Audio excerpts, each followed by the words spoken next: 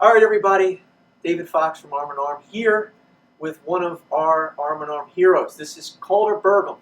Calder is somebody that I met, and whenever I got a chance to see him, he would always be on his way doing something, right? You would see him upstairs working on some kind of event that we were working on, or he'd be downstairs packing food, or then he'd be outside delivering food from a car. So he's been everywhere, and really he's been a part of so many different teams while you've been here. And I wanted to give you a little sense. It's one of our sad things during this time that we're going to be saying goodbye to Calder. This is his last week. He's had an extraordinary run here, and he's going to go on to extraordinary things. But before he left, I wanted to have you get a chance to meet him and hear a little bit about his experience and how it's been enriching to him, but also how he's enriched us. So, Calder, tell us where you came from and how you got to Arm & Arm. Sure. So before this, I was out in Montana, a little bit different than Jersey, but me and my fiance moved here because she was starting grad school at Westminster Choir College. So I came, didn't have a network, didn't have a job, just kind of looking for stuff, and figured I'd be productive and started volunteering in the pantry. So met Cecilia first. She got me involved. And eventually a position opened up for a community engagement coordinator. And so I was lucky enough to get to join the team officially in November of 2018. Wow. Yeah. Community engagement. Can Yeah. you describe a little bit about what community engagement has meant to you here? Why do we need community to be engaged? Sure. What we do at Arm & Arm can't be done without partners. Obviously, it's that covers volunteers, that covers donors to just continue our operations. But really, to make the impact that we want to have, we need to have community partners at other nonprofits that we're working with. We need to partner with businesses on a deeper level, because the only way that we're going to really be able to build momentum and build a strong community is if we're in constant communication with others and really figuring out where the assets are in the community and how we can connect those assets to our clients and those that really need them. We're really lucky in Trenton. There's a lot of great nonprofits here, and across all our departments, whether it's food, housing, job support, we work really closely with them.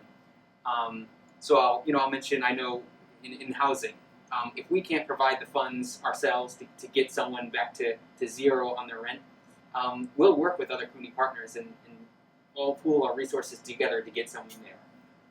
Or let's say on the food side, if we're serving someone twice a month but they need a little extra help, we'll send them to another pantry. And we have close relationships with folks at Task, so we can get them the resources they need there. On the workforce side, we work with other folks. I'll mention Task again. They have a great workforce coordinator there, Palash.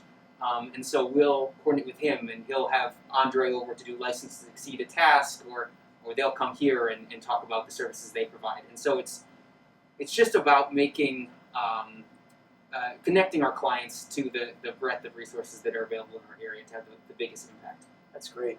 And I know you've done a lot of education with other partners. You can think of faith communities, right, or schools. I know that you've done some really cool presentations with children, right, Yeah. and teaching them about the value of what we're doing. Can you give me an example of I remember the story you had of the lunches you brought. Can you give us a little sense of what that was like, how you educate people and partners out there on the importance of what we do? Sure. So, I think it's important for people of all ages and backgrounds to understand the importance of this. And, the one you're mentioning, we'll work with kids as young as kindergarten. So every year we do our Valentine's for Food campaign. It falls right around the 100th day of school.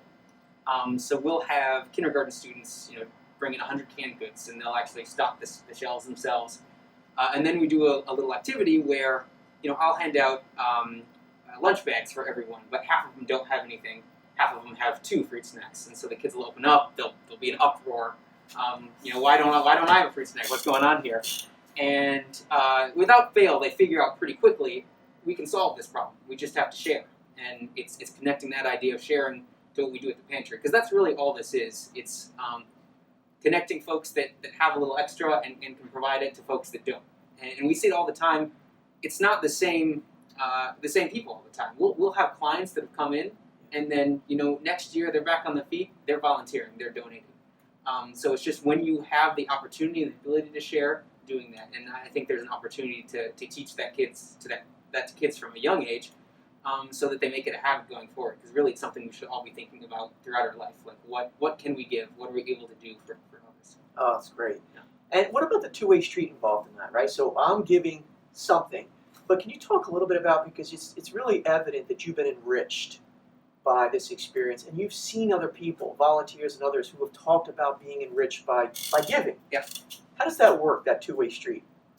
I mean, as someone that came to Arm in Arm not knowing anyone, I'm leaving now with a community, with a family that I've built here. And I think anyone who becomes part of this organization gets that. It's the folks that work here, the folks that volunteer, the clients that come here care a lot about this place and this broader community.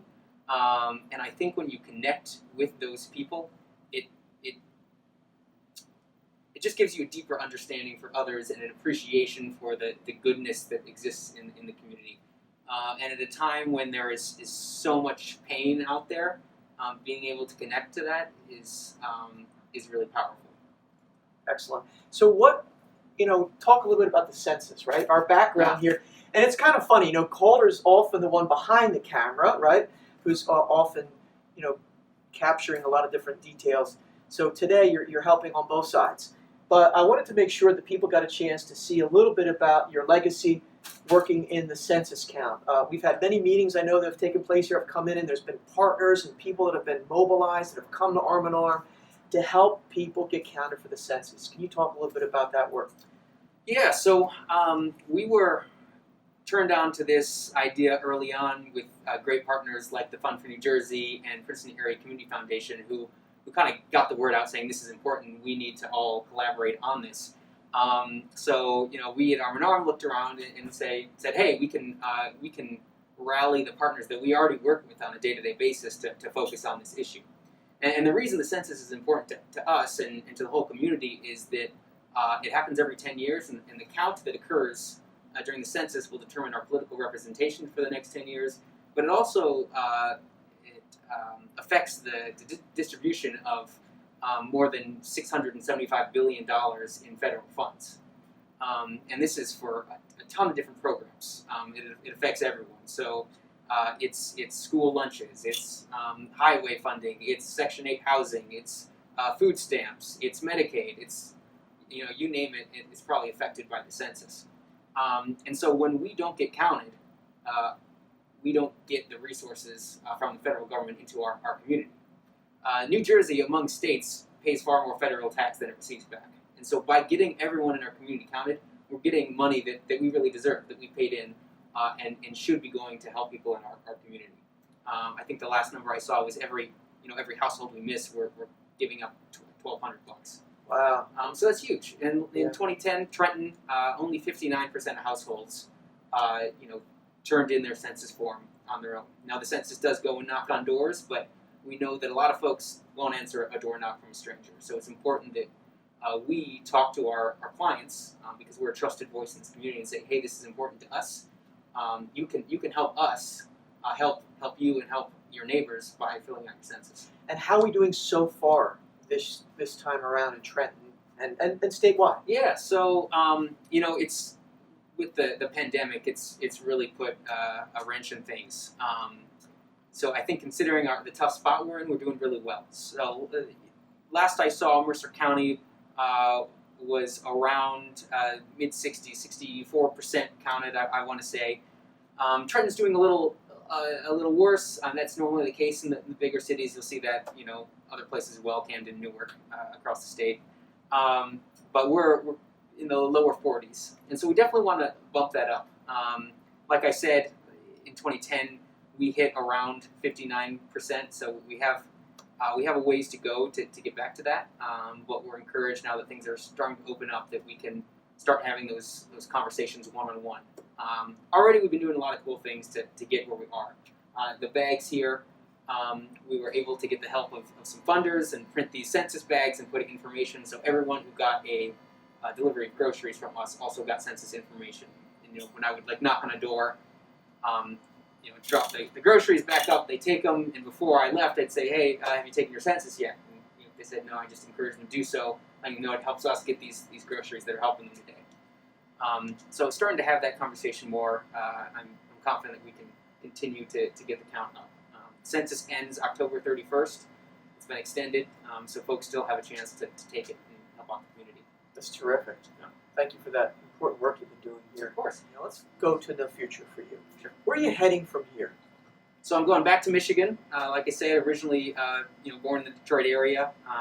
So I'll be going to law school at Wayne State University in Detroit. Wow. So excited to do that. Yeah, it's been a long-term goal. And now that my fiance is done with school, it's kind of my turn. Yeah, fantastic. And given all that we just said, the history there at Wayne State, Mm-hmm. and all that I can see that you're touching, but you're going to study law. Any particular area that you feel passionate about within the law?